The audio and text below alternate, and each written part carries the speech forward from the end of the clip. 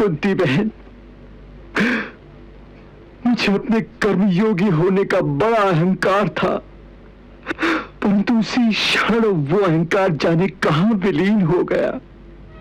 तभी मुझे ज्ञान हुआ कि जो कुछ भी हो रहा है सब उन्हीं की इच्छा से हो रहा है।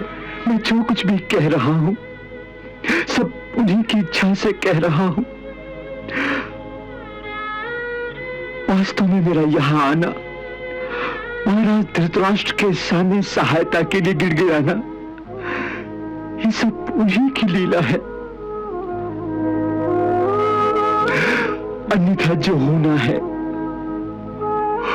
वो तो पहले से ही उन्होंने नियत कर रखा है।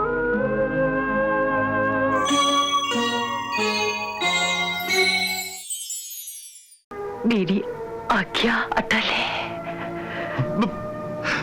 उसका पालन किया जाए। मैंने लाख लाख मिन्नतें की, लाख लाख मिन्नतें की, परंतु उस पतिव्रता नारी ने ना अपना निर्णय बदला और ना ही अपनी आज्ञा।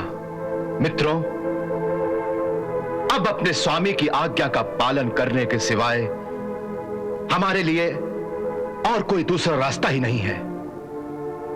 इसलिए मैंने आप सबको इस गुप्त स्थान पर बुलाया है कि शायद अब भी उस विनाश से बचने का कोई ऐसा उपाय हम सब में से किसी की समझ में आ जाए, जिससे आज्ञा का उल्लंघन भी ना हो और हम अपने राजकुमार के प्राण भी बचा लें।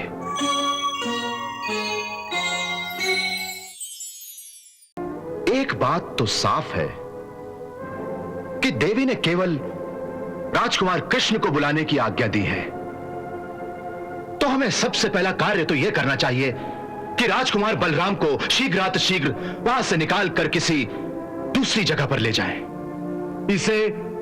इसे इतना सहज मत समझिए अक्रूर जी। इस बात का मुझे विश्वास है, जब आप गोकुल जाएंगे तो कंस आपकी प्रतीक्षा में चुप नहीं बैठा रहेगा। उसके सैनिक छुपे छुपे या खुले बंदों न केवल गोकुल को ही घेरा डालेंगे, बल्कि आप जिस मार्ग से आने वाले हैं उस मार्ग पर भी उनकी पूरी पूरी दृष्टि रहेगी, क्योंकि आप कृष्ण को लेकर भाग न जाएं। बिल्कुल ठीक कहा आपने। मुझे अपने वीरों का एक आत्म बलिदानी दस्ता चाहिए, जो आवश्यकता पड़ने पर अपने प्राण देने को तैयार हों। उस आत्म बलिदानी दस्ते की 3 टुकड़ियां होंगी। पहली टुकड़ी राजकुमार बलराम और उनकी माता देवी रोहिणी को रातों रात गोकुल से निकालकर अपने गुप्त सैन्य शिविर तक पहुंचाएंगी। उस दस्ते की दूसरी टुकड़ी जो यमुना के उस किनारे मेरे आसपास रहेंगी, जो राजकुमार कृष्ण के अंगरक्षक होंगे।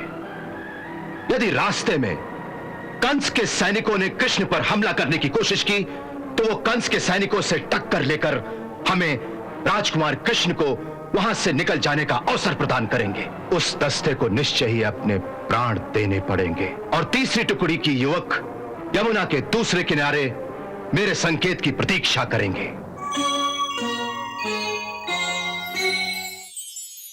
यदि महाराज शूरसेन भक्ति मार्ग में खो गए हैं तो उनकी जगह उनके पुत्र कुमार वसुदेव, वो हमारे स्वामी हैं।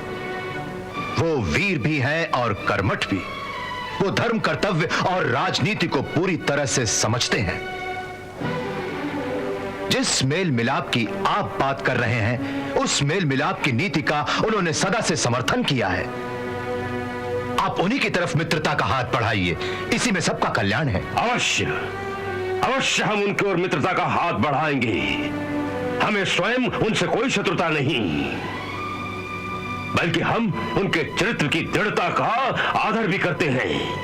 परंतु उनके हमारे बीच एक कांटा है, जहरीला कांटा, जो हर घड़ी हर समय हमें चुभता रहता है।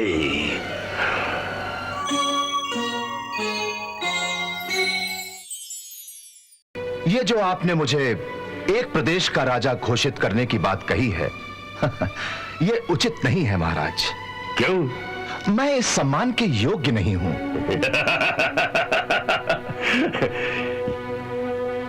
आपकी विनम्रता है अक्रूर जी, अन्यथा आप जैसे राजभक्त के लिए बड़े से बड़ा सम्मान भी कम है। महाराज, आप मुझे राजभक्त कहते हैं तो राजभक्त की व्याख्या भी जानते होंगे कि एक सच्चा राजभक्त उसी को कहते हैं जो अपने जीवन में केवल एक देश और केवल एक राजा का वफादार रहे। और जहां तक मेरा संबंध है, मेरे जीवन में मेरे राजा तो एक ही हैं, महाराज शूरसेन, और जीवन भर वही मेरे स्वामी रहेंगे।